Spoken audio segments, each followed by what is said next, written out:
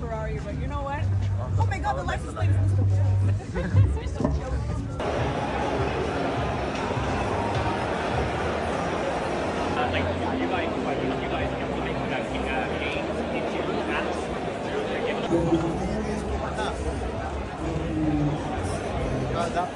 Mr. Finance, our epitope CHI, is blending the digital and physical assets, and what we gave is pre-innovative investment. ეს პირველი დღე სოფლიოს ყველაზე დიდი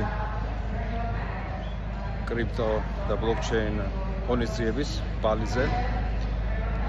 მე როგორც იცით, მაქვს სპეციალური ბეჯი, რომელთაც მე მაქვს დაშვება სპიკერებთან, ანუ ყველაზე მთავარ წამყვანებთან, კომპანიის ხელმძღვანელებთან და ასე შემდეგ. და სპეციალურად, რაც შეიძლებოდა მაქსიმალურად დღეს ყველას ვესაუბრე თავიანთ პროექტებზე. და თავად გეტყვით, რომ აი როგორ გითხრათ, საბავშვო ბაღია. არაფერი ახალი არ ხდება. უბრალოდ იღებენ რაღაც კონცეფტს, რომელიც უკვე არსებობს და იმას მცირედი დაუმჯობესებენ და უბრალოდ ბრენდინგს უკეთებენ. აი ეს არის რეალურად ამ სფეროში მაქსიმალური შედეგი. ასე რომ ლუქსიუმი ყველგან წინავს, გაკვირებულ სახეებს ხედავ ხოლმე.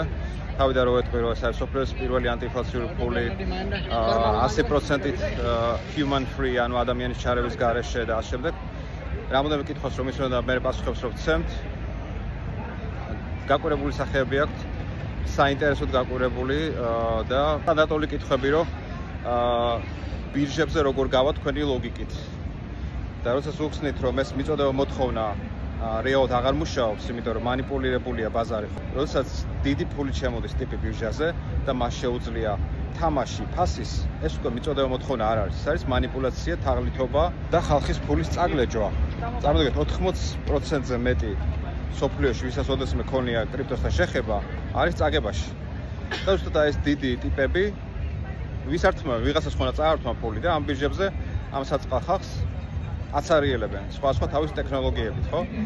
ამაზე ერთხელ ვისაუბრე, ეს არის მაღალი წარმადობის ტრეიდინგი, ეს არის მანიპულაციები, ინფორმაციული, ეს არის დიდი თანხით შემოსვლა. ჩვენი მიზანია შეიქმნას სახალხო პლატფორმა, რომელიც იქნება ხალხის ერთობისთვის.